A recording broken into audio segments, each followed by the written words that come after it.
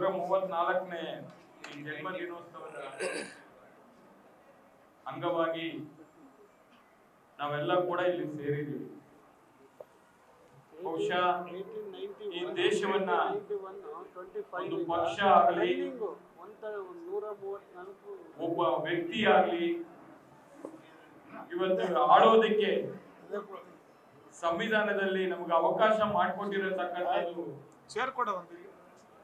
ಯಾರಾದ್ರೂ ಒಬ್ರು ಇದ್ರೆ ಅದು ಡಾಕ್ಟರ್ ಅಂಬೇಡ್ಕರ್ ಅವರನ್ನ ನಾವು ಘಂಟಾಘೋಷವಾಗಿ ಸ್ಮರಣೆ ಮಾಡಲೇಬೇಕಾಗಿರೋ ಅವಶ್ಯಕತೆ ಇರತಕ್ಕಂಥದ್ದು.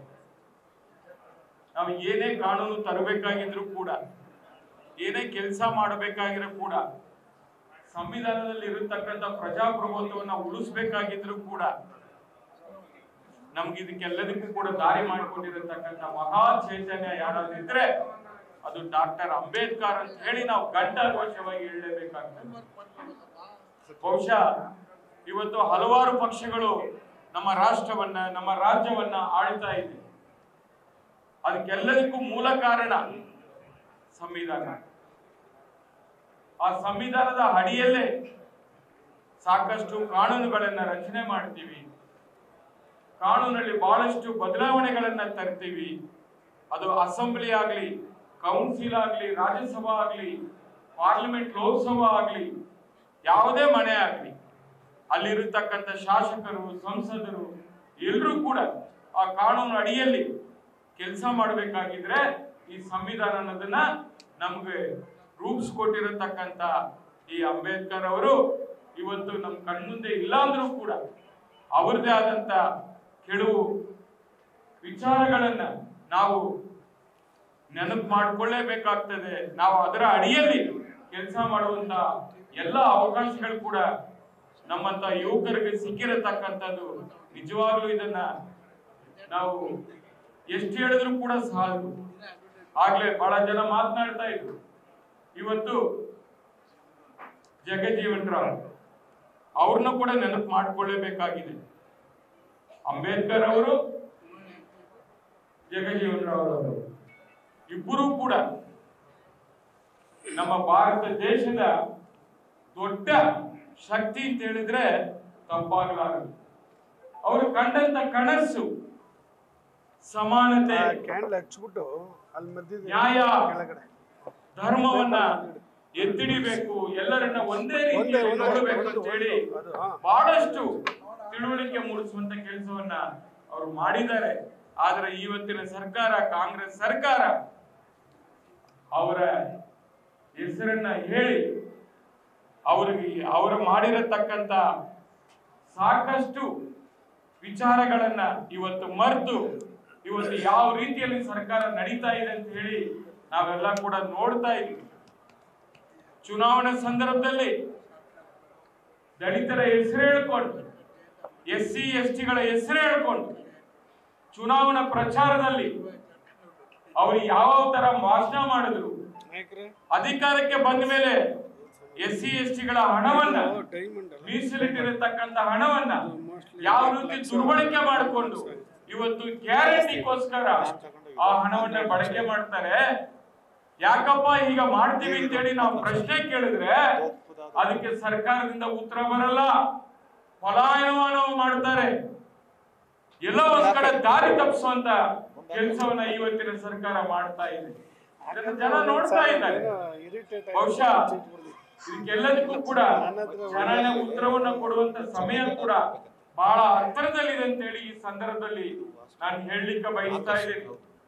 ಸನ್ಮಾನ್ಯ ದೇವೇಗೌಡರು 33% ಮಹಿಳಾ ರಿಸರ್ವೇಶನ್ ತರಬೇಕಾಗಿದ್ರೆ ಅದರ ಮೂಲ ಕಾರಣ ನಮ್ಮ ವರಿಷ್ಠರು ಸನ್ಮಾನ್ಯ ದೇವೇಗೌಡರು ಅಂತ ಹೇಳಲಿಕ್ಕೆ ನಾನು ಬಯಸ್ತಾ ಇದ್ದೀನಿ. ಅವ್ರದ್ದೇ ಆದಂತ ಬದ್ಧತೆ.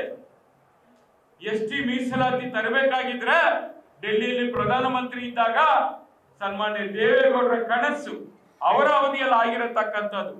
ಇವತ್ತು ಈ ಸಮಾಜ ಇವತ್ತು ರಾಜಕೀಯವಾಗಿ ಒಂದು ತಾಲೂಕು ಪಂಚಾಯತ್ ಮೆಂಬರ್ ಆಗ್ಬೇಕಾಗಿದ್ರೆ, ಒಂದು ಗ್ರಾಮ ಪಂಚಾಯತ್ ಮೆಂಬರ್ ಆಗ್ಬೇಕಾಗಿದ್ರೆ, ಒಂದು ಸರ್ಕಾರದ ನೌಕರಿಯಲ್ಲಿ ಮೀಸಲಾತಿಯನ್ನ ಪಡಿಬೇಕಾಗಿದ್ರೆ, ಒಂದು ಕಾಲೇಜಲ್ಲಿ, ಒಂದು ಸ್ಕೂಲ್ ಶಾಲೆಗಳಲ್ಲಿ ಅವರಿಗಾದಂತ ಸೀಟುಗಳನ್ನ ಇಂಜಿನಿಯರಿಂಗ್ ಆಗ್ಲಿ, ಡಾಕ್ಟರ್ ಆಗ್ಲಿ, ಸೀಟ್ಗಳನ್ನ ಪಡಿಬೇಕಾಗಿದ್ರೆ ಸನ್ಮಾನ್ಯ ದೇವೇಗೌಡರ ಕೊಡುಗೆ ಅಲ್ವಾ ಅದು?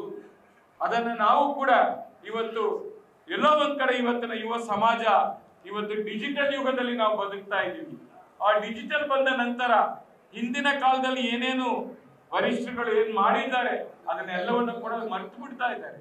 ಅದನ್ನ ರೀಕಾಲ್ ಮಾಡುವಂತ ಕೆಲಸವನ್ನ ನಾವೆಲ್ಲ ಕೂಡ ಮಾಡುವಂತ ಅವಶ್ಯಕತೆ ಇದೆ ಅಂತ ಹೇಳಿ ಈ ಸಂದರ್ಭದಲ್ಲಿ ಹೇಳಿ. ಯಾಕೆಂದ್ರೆ ಸಂವಿಧಾನದ ಶಿಲ್ಪಿ, ಆ ಶಿಲ್ಪಿಯವರ ಫೋಟೋ, ಬರೀ ಫೋಟೋಗೆ ಹೂವು ನಾವು ಏನು ಒಂದು ಹೂವಿನಿಂದ ಒಂದು ಸಮರ್ಪಣೆ ಮಾಡಿಬಿಟ್ರೆ ಸಾಲದು.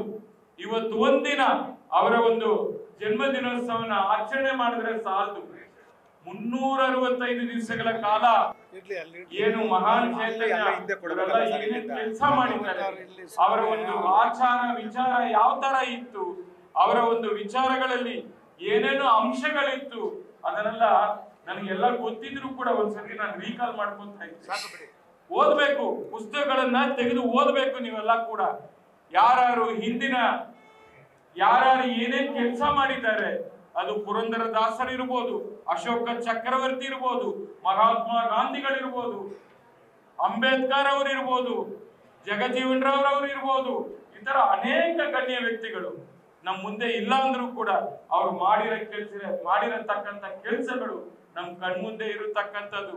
ಇದನ್ನು ಯಾರಿಂದಲೂ ಕೂಡ ಅಳಿಸಲಿಕ್ಕೆ ಸಾಧ್ಯ ಇಲ್ಲ ಅಂತ ಹೇಳ್ತಾ ಮತ್ತೊಮ್ಮೆ ಇಲ್ಲಿ ಸೇರಿರತಕ್ಕಂಥ ತಮ್ಮೆಲ್ಲರಿಗೂ ಕೂಡ ಅಂಬೇಡ್ಕರ್ ಅವರ ಜಯಂತಿಯ ಶುಭಾಶಯಗಳನ್ನು ಕೋರ್ತಾ, ಹಸಿದಾಗ ತಿನ್ನುವುದು ಪ್ರಕೃತಿ, ಹಸಿವಿರದಾಗ ತಿನ್ನುವುದು ವಿಕೃತಿ, ಹಸಿವಿದ್ದಾಗ ಇನ್ನೊಬ್ಬರು ಕೊಟ್ಟು ತಿಂತೀವಲ್ಲ ಅದು ನಮ್ಮ ಅಂಬೇಡ್ಕರ್ ಅವರ ಸಂಸ್ಕೃತಿ ಅಂತ ಹೇಳಲಿಕ್ಕೆ ಬಯಸ್ತಾ ಇದ್ದೀವಿ.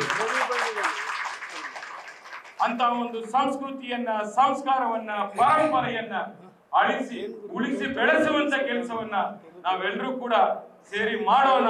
ಇದಕ್ಕೆ ಅಳಿಸುವಂತ ಕೆಲಸವನ್ನ ಯಾರು ಕೂಡ ಪ್ರಯತ್ನ ಮಾಡಬಾರ್ದು ಅಂತ ಹೇಳ್ತಾ ಮತ್ತೊಮ್ಮೆ ತಮ್ಮೆಲ್ಲರಿಗೂ ಕೂಡ ತಳಬಾಗಿ ನಮಸ್ಕಾರ ಮಾಡ್ತಾ ಅನಂತ ಧನ್ಯವಾದಗಳು ಅರ್ಪಿಸ್ತಾ ನನ್ನ ಮಾತನ್ನು ಮುಗಿಸ್ತಾ ಇದ್ದೀನಿ. ಜೈ ಹಿಂದ್, ಜೈ ಕರ್ನಾಟಕ, ಜೈ ಜೆಡಿಎಸ್. ನ್ಯೂಸ್ ಫಸ್ಟ್, ನಿರ್ಭೀತಿಯಿಂದ ನಿಮ್ಮ ಪರವಾಗಿ.